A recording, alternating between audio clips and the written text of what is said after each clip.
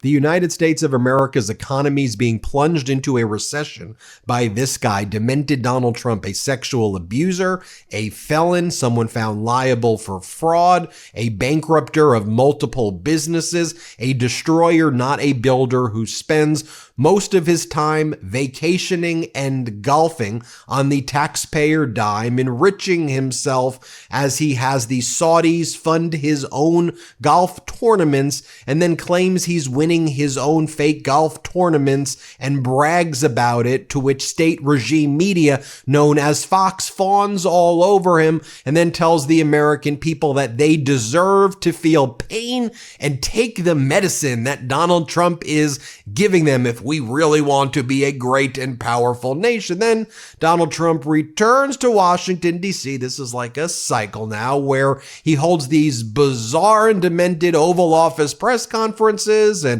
White House events where he can barely put together words to form sentences. And when he manages to form a sentence, they are dangerous and catastrophic to the lives of Americans and people in the world. By the way, Donald, I thought you were going to lower prices on day one. What happened to that?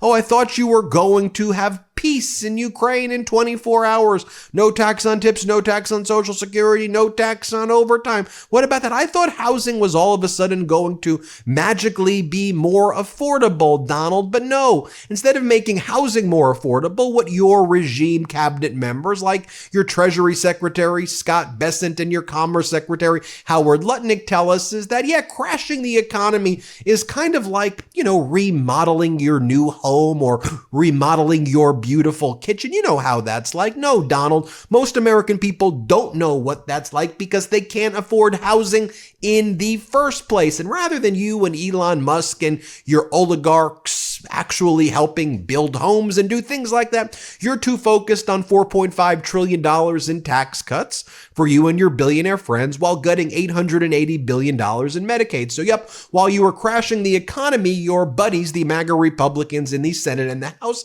have been hard at work coming up with their budget plan to destroy Medicaid, to destroy the Department of Education, and to give billionaires and decamillionaires $4.5 trillion in tax cuts. Great work, MAGA Republicans. Then yesterday, Donald Trump had the Dodgers in the White House before meeting with Benjamin Netanyahu, Prime Minister of Israel, once again in the Oval Office, where they talked about taking over Gaza and turning the real estate into whatever the hell Trump wants to turn it into, and displacing all of the Palestinians and moving them into unnamed countries because Trump says Gaza's great real estate, with Netanyahu by his side. Before that, though, Trump met with the Dodgers, and Donald Trump was saying to the Dodgers how great their arms are. You have healthy arms. You ran out really healthy. You have great arms.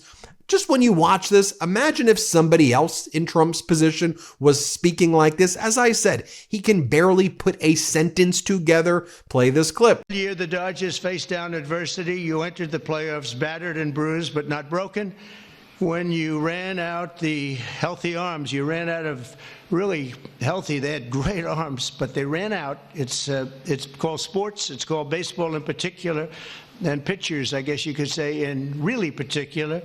But the starting rotation. And Donald Trump's top economic advisor right now, leading this demented, dangerous, tariffing the world plan, is Peter Navarro. The same Peter Navarro who went to jail for contempt of Congress. The same Peter Navarro, but in connection with the January 6th insurrection that he participated in with his Green Bay sweep to try to overthrow the results of a free and fair election.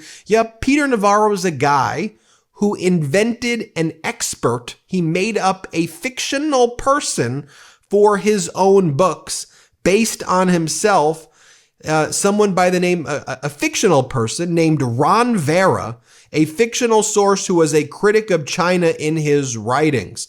So he literally made up a fake, veteran fictional character who agreed with him as his kind of a source of why his economic policies are right. Total normal behavior for, I won't even say 2 or 3-year-olds with their fictional friends, because I would not want to be offensive to 2 and 3-year-olds. So here's Peter Navarro on Laura Ingraham last night saying, we're going up to 50,000 the Dow. I guarantee you we're going up. No recession. I guarantee you, Laura. Here, play this clip. When do you think the market might turn around? It's finding a bottom now. But look, here's the thing.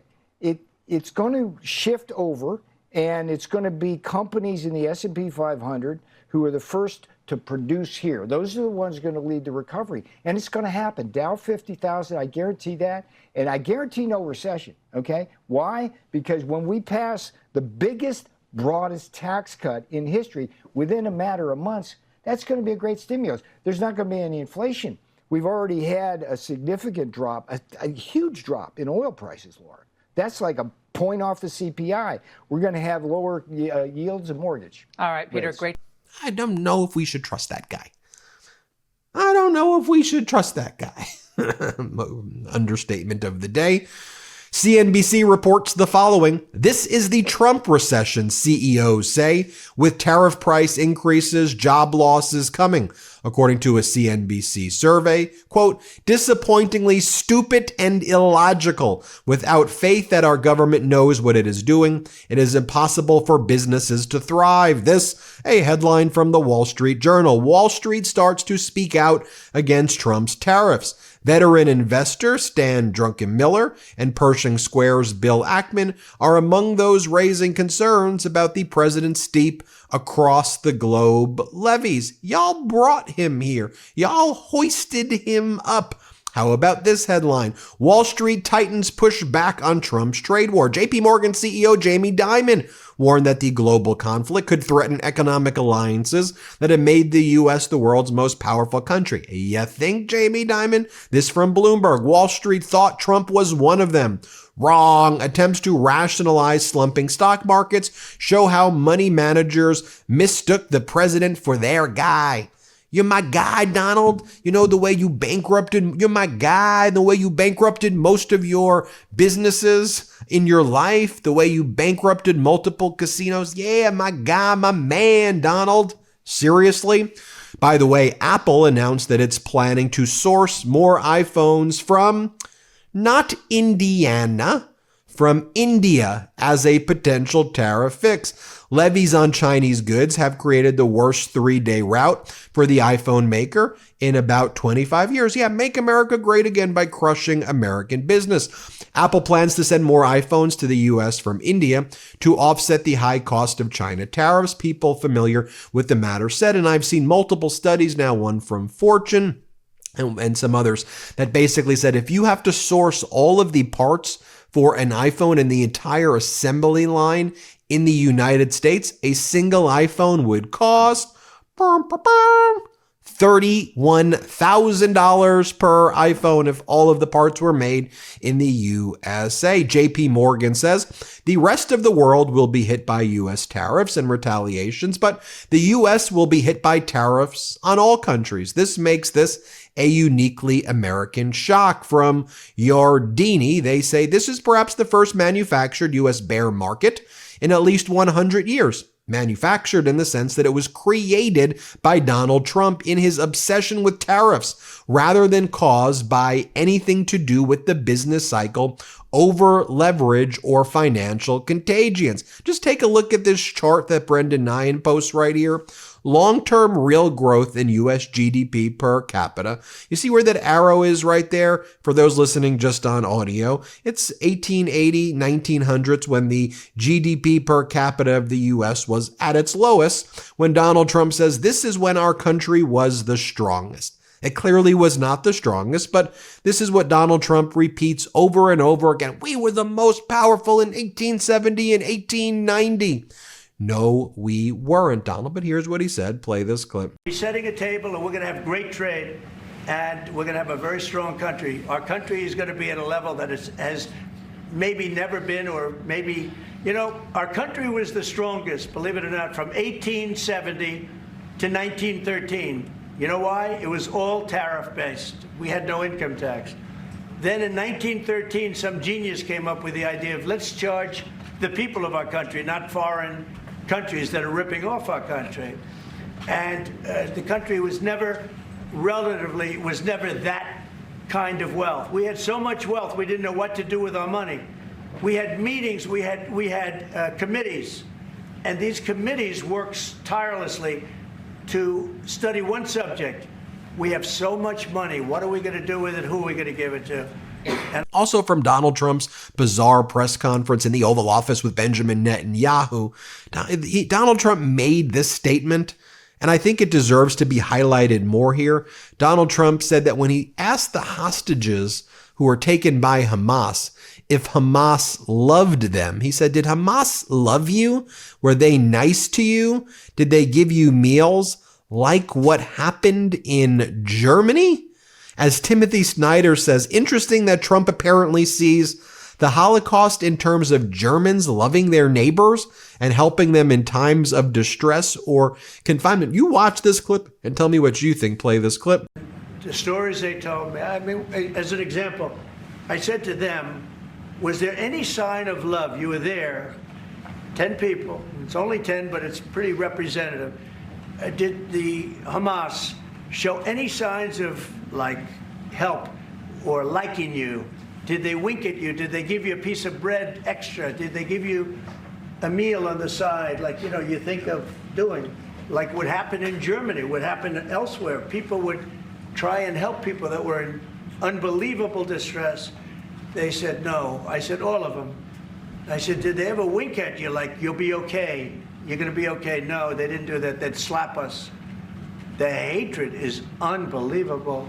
And the lives, you know, they lived in a pipe, not really a tunnel, it was a pipe. And they always thought they were suffocating, they were going to suffocate.